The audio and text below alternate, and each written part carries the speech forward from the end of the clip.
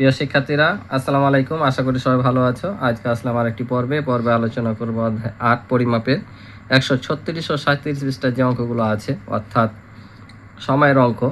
তো আজকে এই ১৩৬ ও ৩৭ পৃষ্ঠা আলোচনা করব বাংলা ও ইংরেজি ক্যালেন্ডার নিয়ে, যে কোন মাসে কত দিন, দিন সংখ্যা কত, এগুলো নিয়ে আজকে আলোচনা করব। তো তোমরা দেখবা, আমি তোমাদেরকে সহজ করে বুঝিয়ে দেব, এবং তোমরা এই ছক মুখস্থ না রেখে তোমরা ইংরেজি যে সালের মাসগুলো আছে কোনটা কোন তারিখে, তোমরা ক্যালেন্ডার ছাড়াই বলে দিতে পারবা যে কোন মাসে কত দিন। তো চলো আমরা পর্যায়ক্রমে অঙ্কগুলো দেখি কি বলছে। তো বলছে, তোমার জন্মদিন কবে? তুমি বাংলার কোন সনের কত তারিখে জন্মগ্রহণ করেছো তা তোমার বন্ধুদের জানাও। বলছে, আমার জন্মদিন 16 শ্রাবণ 14 বঙ্গাব্দ। এ এখন বলছে যে আমার জন্মদিন 16 শ্রাবণ 1419 বঙ্গাব্দ। বঙ্গাব্দ মানে কি? বাংলা সালকে বঙ্গাব্দ বলে, ঠিক আছে। আর শ্রাবণ মাস বাংলা মাস সনের 4র্থ মাস, অর্থাৎ এই যেখানে দেখতে পাচ্ছ 12টি মাস দেওয়া আছে, বাংলা, আরবি, ইংরেজি, প্রত্যেকটাই বছরে কি 12 মাসে 1 বছর হয়, আর 365 দিনে 1 বছর। তো এখানে দেখতে পাচ্ছ যে বলছে যে 4র্থ মাস, অর্থাৎ এই শ্রাবণ মাসটা কত মাস? এই যে 1 2 3 4 4 নম্বরে শ্রাবণ মাস আছে, এগুলোকে বলছে নাম্বার, ঠিক আছে। যে কোন মাসটা কত নাম্বারে আছে, কারণ বছরের শুরুতে 1 নম্বরে থাকে বৈশাখ, তারপর জ্যৈষ্ঠ, তারপর আষাঢ়, এভাবে নাম্বারিং করা হয়, ঠিক আছে। এ বলছে আমার জন্মদিন 28শে পৌষ 1419 বঙ্গাব্দ, অর্থাৎ এরও 1419 সালে, অর্থাৎ বাংলা সালে। আচ্ছা, তোমার ও আমার জন্ম মাস শ্রাবণ ও পৌষে কয়টি করে দিন রয়েছে? এর বলছে যে তোমার এবং আমার শ্রাবণ মাসে এবং পৌষ মাসে কয়টি করে দিন রয়েছে। তো আমরা এটাই দেখব কোন মাসে কত দিন। এখানেও এ প্রসঙ্গে কিছু প্রশ্ন করা হয়েছে, যে নিচের ছকে বাংলা 12 মাসের দিন সংখ্যা দেখি ও দলে নিচের প্রশ্নগুলোর উত্তর খুঁজি, অর্থাৎ এইগুলোর আমাদের বের করতে হবে কোন মাসে কত দিন। তো এখানে দেখো, আমরা যদি হিসাব করি, তো শ্রাবণ ও পৌষ, তাহলে যে দেখো শ্রাবণ আর এটা হচ্ছে পৌষ, শ্রাবণ মাসে হচ্ছে 31, পৌষ মাসে 30 দিন। তো এখানে দেখো দেওয়া আছে যে 12টি মাসের মধ্যে আমরা জানি 365 দিনে 1 বছর, তাই কি না? 365 দিনে 1 বছর। আর লিপ ইয়ার বা অধিবর্ষ বছর ইংরেজি ক্যালেন্ডারে যখন যাব তখন সেম জিনিস, বাংলাতে বলে অধিবর্ষ আর ইংরেজিতে বলে লিপ ইয়ার। এই অধিবর্ষ দিনে একদিন কিন্তু বেড়ে যায়, 366 দিনে 1 বছর হয়। এমনিতেও নর্মালি জানি আমরা 365 দিনে 1 বছর, কিন্তু লিপ ইয়ার বা অধিবর্ষ বছরে একদিন বেড়ে 366 দিনে 1 বছর হয়। কেন হয়? কারণ সূর্যকে ঘুরে আসতে পৃথিবীর সময় লাগে 365 দিন 5 ঘন্টা 48 মিনিট 46 সেকেন্ড। কি বললাম? সূর্যকে পৃথিবীর ঘুরে আসতে সময় লাগে 365 দিন 5 ঘন্টা 48 মিনিট 46 সেকেন্ড। তাহলে এই যে দেখো 5 ঘন্টা 48 মিনিট 46 সেকেন্ড, এই সময়টা অবশিষ্ট থাকছে, মানে প্রায় 6 ঘন্টা। 5 ঘন্টা 48 মিনিট 46 সেকেন্ড মানে কি প্রায় 6 ঘন্টা না? তাহলে এই 6 ঘন্টা তোমার থাকতে থাকতে 1 বছর, 2 বছর, 3 বছর, 4 বছরে যা কত হচ্ছে? 24 ঘন্টা না? কারণ এ বছরে 6 ঘন্টা, আর এক বছরে যা 12, তৃতীয় বছরে 18, আর চতুর্থ বছরে যা 24 হচ্ছে। তাহলে আমরা দেখতে পাচ্ছি যে এই 365 দিনের পরে যে প্রায় 6 ঘন্টা অবশিষ্ট থাকছে, এটা 1 বছর, 2 বছর, 3 বছর করতে করতে 4 বছরে যে 24 ঘন্টা হচ্ছে, অর্থাৎ 4 6 24। আর আমরা জানি 24 ঘন্টায় কয় দিন হয়? 1 দিন হয়। তাহলে এই 6 ঘন্টা 4 বছর পর জমা হয়ে 24 ঘন্টায় রূপান্তরিত হচ্ছে, আর 24 ঘন্টা মানে 1 দিন। ওই জন্য অধিবর্ষ বছর বা লিপ ইয়ার বছরে এই 24 ঘন্টা অর্থাৎ 1 দিন যোগ হয়ে 366 দিনে 1 বছর হয়। বুঝতে পারছো যে কেন লিপ ইয়ারে 1 দিন বেশি ধরা হয়? এই কারণে, কারণ নর্মালি পৃথিবীর সূর্যের চারিদিকে ঘুরে আসতে লাগে 365 দিন 5 ঘন্টা 48 মিনিট 46 সেকেন্ড। আর এই যে 5 ঘন্টা 48 মিনিট 46 সেকেন্ড প্রায় 6 ঘন্টা 4 বছর পর 24 ঘন্টা হয়, আর 24 ঘন্টা 1 দিন, ওই কারণে 1 দিন বেশি ধরে 366 দিনে অধিবর্ষ বা লিপ ইয়ার বছরে 1 দিন বেশি ধরা হয়। এখন এই 1 দিনটা কোন মাসে ধরা হয়? তো এই 1 দিনটা এই ফাল্গুন মাস দিয়েছে, দেখো এই ফাল্গুন মাসে 1 দিন বেশি ধরা হয়। এটা হচ্ছে নর্মালি তোমার 12 মাস 365 দিনের এটা ক্যালেন্ডার। একটা যদি হিসাব করো এই দিনগুলো এখান থেকে 365 দিন হবে, কিন্তু শুধুমাত্র অধিবর্ষ বছর যখন আসবে তখন এই যে বলছে ফাল্গুন মাস 30 দিনে গণনা করা হয়। বুঝতে পারছো? তাহলে ইংরেজি ক্যালেন্ডারে কোন মাসটা? ইংরেজি ক্যালেন্ডারে ফেব্রুয়ারি মাস। বুঝতে পারছো? ইংরেজি ক্যালেন্ডারে ফেব্রুয়ারি মাস। ফেব্রুয়ারি মাস নর্মালি 28 দিনে, আর অধিবর্ষ বছর লিপ ইয়ারে কিন্তু 29 দিনে। আমরা ইংরেজি ক্যালেন্ডারে যাব তখন বুঝতে পারবো, ঠিক আছে। তাহলে বাংলা ক্যালেন্ডারে দেখো, তো বাংলা ক্যালেন্ডারে আমরা কিভাবে বুঝবো? বাংলা ক্যালেন্ডার হচ্ছে প্রথম 6টি মাস হচ্ছে 31 দিন, বৈশাখ থেকে আশ্বিন, এই 6টি মাস হচ্ছে তোমার কয় দিনে? 31 দিনে মাস হবে, ঠিক আছে। আর পরে যে 6 দিন আছে, 6 দিনের মধ্যে ফাল্গুন মাস বাদে বাকিগুলো হচ্ছে কি 30 দিনে, আর ফাল্গুন মাস হচ্ছে 29 দিনে। শুধু অধিবর্ষ বছরে 30 দিনে হবে, ঠিক আছে, বুঝতে পারছো? তাহলে মনে রাখবা প্রথম 6 দিন হচ্ছে 31, শেষ 6 দিনের একদিন বাদে ফাল্গুন মাস বাদে 30 দিনে, আর ফাল্গুন মাস হচ্ছে 29 দিনে, আর অধিবর্ষ বছরে এটা হচ্ছে 30 দিনে। তো অধিবর্ষ সাল কোনগুলো বুঝবো? তো অধিবর্ষ বোঝানোর জন্য পরবর্তী পৃষ্ঠাগুলোতে অধিবর্ষ সাল নিয়ে অঙ্ক আছে, আলোচনা আছে, তখন বিস্তারিত করব। এখন নর্মালি জেনে রাখো যে সালগুলোকে 4 দ্বারা ভাগ করলে নিঃশেষে বিভাজ্য হয়, ওই সালগুলোই হয় অধিবর্ষ বছর, বুঝেছ? তবে একটা শর্ত আছে, যদি কোনো সালের শেষ দুটো অঙ্ক, মানে কোনো সালের, মনে করে 1900 সাল আছে, এই যে 1900 সালের শেষে দুটো অঙ্ক, অর্থাৎ একক ও দশক স্থানীয় অঙ্কে কি আছে, দুটা শূন্য থাকে না, এই যে, তো এরকম হচ্ছে শেষ অঙ্ক দুইটা যদি শূন্য থাকে তাহলে সেটাকে 400 দ্বারা বিভাজ্য হতে হবে, তাহলে অধিবর্ষ। আর যদি বিভাজ্য না হয় অধিবর্ষ না। তো এগুলো আরও আলোচনা আছে, যাবো তখন শেখাবো। তাহলে আমরা বুঝতে পারলাম যে কোন মাস কত দিনে। এখন এখানে বলছে যে তাহলে শ্রাবণ আর পৌষ, তাহলে শ্রাবণ মাস ছিল 31 আর পৌষ মাস হচ্ছে তোমার 30 দিনে, ঠিক আছে। আর এখানে যেগুলো দেওয়া আছে ঋতু, আমরা জানি প্রত্যেক 2 মাস পর পর ঋতু হয়। বৈশাখ জ্যৈষ্ঠ মিলে গ্রীষ্ম, আষাঢ় শ্রাবণ বর্ষা, ভাদ্র আশ্বিন শরৎ, কার্তিক অগ্রহায়ণ হেমন্ত, পৌষ মাঘ শীত, আর ফাল্গুন চৈত্র বসন্ত। এই 2 মাস পর পর একটি করে ঋতু হয়, বুঝতে পারছো? এখন বলছে যে তাহলে বাংলা ক্যালেন্ডারে, এখন এগুলো আমরা দেখবো কোন মাস কত দিন। বাংলা ক্যালেন্ডারে 1 বছরে মোট কত দিন? 1 বছরে কত দিন? তাহলে নর্মালি যেটা আমরা সেটা বলবো 365 দিন, ঠিক আছে। 66 দিন কিন্তু না, যখন অধিবর্ষ বছরে বলবে তখন 66 হবে। তাহলে এখানে 365 দিন, ঠিক আছে। এবার দেখো বলছে 30 দিন বিশিষ্ট মাসের সংখ্যা কয়টি? 30 দিন বিশিষ্ট, তাহলে আমরা এখানে পাইলাম কয়টা? 5টা। 1 2 3 4 5, 5টা, ঠিক আছে না? তাহলে এখানে 5টি। এবার 31 দিন বিশিষ্ট মাসের সংখ্যা কয়টি? তাহলে বললাম প্রথম মাস 6টি, তাহলে 6টি হবে এখানে, প্রথম 6টি মাস।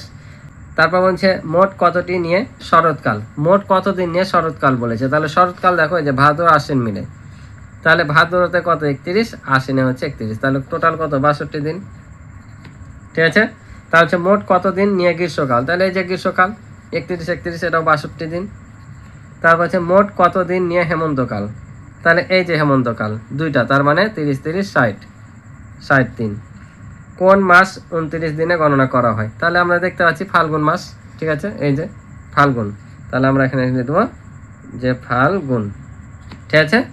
এটাই ছিল এই পৃষ্ঠার অঙ্ক, ঠিক আছে। এবার আমরা যাব ইংরেজি ক্যালেন্ডার নিয়ে। তো ইংরেজি ক্যালেন্ডারও এখানে বুঝার একটা ব্যাপার আছে, ইংরেজি ক্যালেন্ডারটা আলাদা, বাংলা ক্যালেন্ডারের মতো না যে প্রথম 6 মাস 31 পরে এগুলো 5, এমন না। এটার একটা নিয়ম আছে, তবে এটাও সহজ। লিপ ইয়ার তো আমি বললাম কোন মাস, তো এটা বলে দেবো তারপরও। তো ইংরেজি মাস বোঝার নিয়ম হচ্ছে যে কোনটা কিভাবে বুঝবা, কারণ একটা 31, 28, 31, আবার দেখতে পাচ্ছ যে 31 31। তো এগুলো বোঝার সহজ নিয়ম হচ্ছে তোমরা এই যে এই হাত এভাবে মুঠো বন্ধ করবা, তারপর তোমরা এই যে এখানে গিরা দেখতে পাচ্ছ, এই গিরা আর এই যে নিচ, এই দুগুলো এভাবে গণনা করবা। কিভাবে? একবার উপরে একবার নিচে। January, February, March, April, May, June, July, August, September, October, November, December, এভাবে গণনা করবে, একবার উপরে একবার নিচে, একবার উপরে একবার নিচে। তো এখন কথা হলো কোনগুলো 31 আর কোনগুলো 30 বুঝবো, এখানেই কিন্তু গণনা।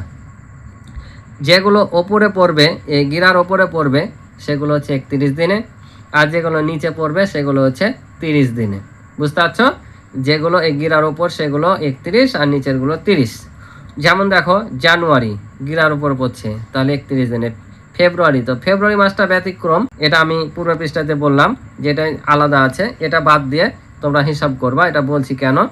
তাহলে জানুয়ারি 31, ফেব্রুয়ারিটা বাদ রাখলাম, তারপর হচ্ছে মার্চ কত? 31, এপ্রিল 30, মে উপরে পড়ছে 31, জুন নিচে পড়ছে তাহলে 30, জুলাই ওপরে, তার মানে কি 31, আগস্ট এটা উপরে পড়ছে 31, সেপ্টেম্বর 30, অক্টোবর 31, নভেম্বর 30, ডিসেম্বর 31। বুঝতে পারছো? এভাবে গণনা করলে তোমরা কোনো সময় ভুলবা না। এখন এই যে ফেব্রুয়ারি মাস কেন বাদ দিতে বললাম, কারণ এই যে আমরা বললাম বাংলা ক্যালেন্ডারে যে অধিবর্ষ সাল ফাল্গুন মাসে 29 দিন আর অধিবর্ষে 30 দিন, ঠিক এমনই এখানে যে এই যে ফেব্রুয়ারি মাস 28 দিনে কিন্তু নর্মালি হয়। আর এই যে অধিবর্ষ বছরে একদিন বেড়ে যায়, সেটা হচ্ছে এই ফেব্রুয়ারি মাসে। কারণ ফাল্গুন মাস আর ফেব্রুয়ারি মাস কিন্তু একসাথে আসে। আমরা যেমন এপ্রিল মাসে বৈশাখ মাস হয়, ঠিক তেমনই ফেব্রুয়ারি মাসটা ফাল্গুন মাসে পড়ে। বুঝতে পারছো? তাহলে নর্মালি ফেব্রুয়ারি মাস 28 দিনে আর লিপ ইয়ার বছরে বা অধিবর্ষ বছরে 29 দিনে হবে, অর্থাৎ এখানে একদিন বেশি ধরতে হবে। তার মানে এটাও হচ্ছে 365 দিনে এক বছর, আর লিপ ইয়ারে হচ্ছে 366 দিনে যে একদিন বাড়বে বললাম, এই যে 6 ঘন্টা করতে করতে 4 বছর পর একদিন বাড়বে, সেটা হচ্ছে এই ফেব্রুয়ারি মাসে বাড়াবে। এখানে 29 তারিখ হয়ে যাবে অধিবর্ষ বছরে বা লিপ ইয়ার বছরে। ঠিক আছে? বাংলা বলে অধিবর্ষ, ইংরেজিতে বলে লিপ ইয়ার। এই যে এখানে দিয়েও রেখেছে। ঠিক আছে? এখন আমাদের প্রশ্ন হচ্ছে এই বাংলা ক্যালেন্ডারের মতো সেম ইংরেজি ক্যালেন্ডারে এক বছরে মোট কত দিন, এটা কত দিন বলছে। আমরা জানি যে কোনো ক্যালেন্ডারে 365 দিনে এক বছর। ঠিক আছে? তাই 365 দিন। 30 দিন বিশিষ্ট মাসের সংখ্যা কতটি? তাহলে তোমরা এভাবে গুনতে পারবা অথবা এখানেও গুনতে পারবা। তো কয়টা দেখে নাও, এই যে 1টা 2টা 3টা 4টা, 4টা হচ্ছে তোমার 30 দিন। তাহলে এখানে 4। 31 দিন বিশিষ্ট মাসের সংখ্যা কতটি? তাহলে যে 1 2 3 4 5 6 7, 7টি। বা তোমরা এভাবে গুনে নিবা, এখানে না হলে দেওয়া আছে, না দেওয়া থাকলে কীভাবে বুঝবা? এই যে January, February, March, April, May, June, July, August, September, October, November, December এ পর্যন্ত আসছে, তাই কি না? তাহলে এখন হিসাব করলিবা যে কতটি। তাহলে দেখো উপরে কয়টা পড়ছে, একবার প্রত্যেকবার যাচ্ছি আমরা 4টা, আবার এখানে 3 পর্যন্ত এসছে, মানে 7টা। ঠিক আছে?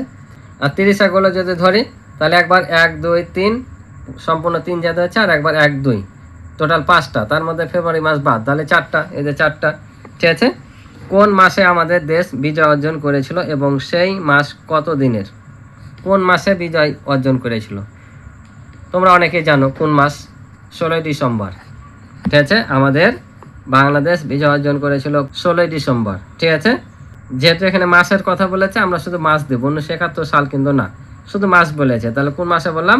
16 ডিসেম্বর, অর্থাৎ ডিসেম্বর মাসের 16 তারিখ। তাহলে কোন মাস কত দিনে? তাহলে আমরা এখানে লিখবো ডিসেম্বর। ডিসেম্বর মাস কত দিনে হয়? 31 দিনে হয়। ঠিক আছে? কারণ সব শেষ একবার এখানে পড়বে 31 দিন, আর এখানে আমরা দেখতেও পাচ্ছি 31 দিনে। ঠিক আছে? এবার বলছে আমাদের ভাষা শহীদ দিবস কোন মাসে এবং সেই মাস কত দিনের? ভাষা শহীদ বলেছে, তার মানে কি 1952 সালে আমাদের ভাষা আন্দোলন হয়েছিল। ঠিক আছে না? তাহলে ভাষা আন্দোলন হয়েছিল আমাদের কোন মাসে? ফেব্রুয়ারি মাসে। তাহলে এটা ফেব্রুয়ারি, ফেব্রুয়ারি মাস। এখন দিন কত দিন, এখানে একটা বোঝার বিষয় আছে। তো এই যে বললাম যে সালগুলো 4 দ্বারা নিঃশেষে বিভাজ্য, সেগুলো হবে অধিবর্ষ বছর। ঠিক আছে? শুধু ডবল শূন্য বাদে সেগুলো হচ্ছে অধিবর্ষ বছর। তাহলে আমরা দেখে নিই যে 1952 সাল 4 দ্বারা বিভাজ্য কিনা। যদি বিভাজ্য হয় তাহলে সেটা অধিবর্ষ ছিল, তাহলে 29 দিনে হবে। আর যদি অধিবর্ষ না হয় তাহলে 28 দিনে। ঠিক আছে? আমরা এখানে নর্মালি 28 বসিয়ে দিতাম, কিন্তু যেহেতু এখানেই 29 বলেছে, অধিবর্ষ কথাটা এসছে, তাই আমরা কি করব?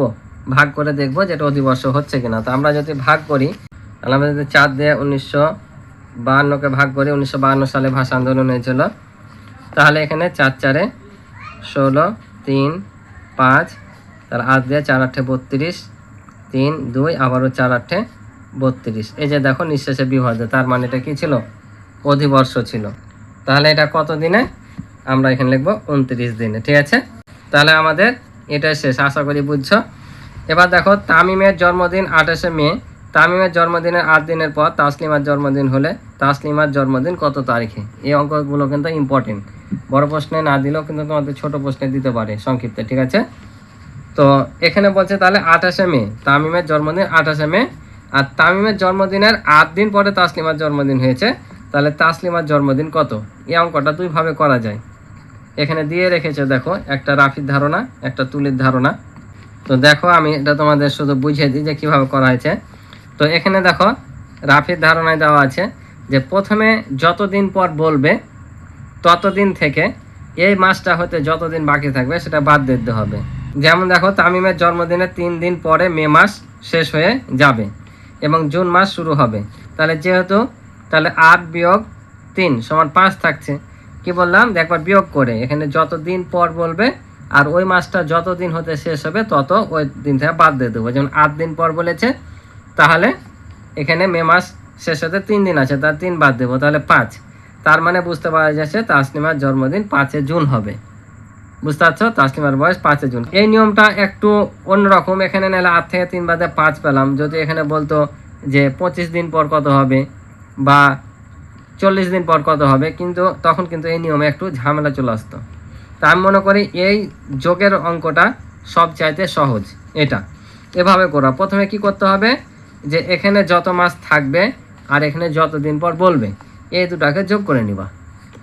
এই যে দেখো, যোগ করি, 28 যোগ 8 সমান 36। যেহেতু মে মাসে 31 দিন রয়েছে সেহেতু তাসলিমার জন্মদিন হবে। এখন টোটাল থেকে 31 বাদ দিলে যেটা থাকবে সেটাই। 8 দিন পর বলেছিল, তাহলে 28 মে, 28 আর 8 36। 36 থেকে যদি আমরা 31 বাদ দিই তাহলে কত হয়, 5 জুন থাকে। তো আশা করি তোমরা বুঝছো। যদি ক্লাসটি ভালো লাগে অবশ্যই চ্যানেলটি সাবস্ক্রাইব করার পাশে থাকবে, ভিডিওতে লাইক করে দিবে এবং এ পর্যন্ত যারা আমার চ্যানেলটি সাবস্ক্রাইব করে রেখেছো তাদেরকে অসংখ্য ধন্যবাদ। দেখা হবে পরবর্তী নতুন পর্বে। আল্লাহ হাফেজ।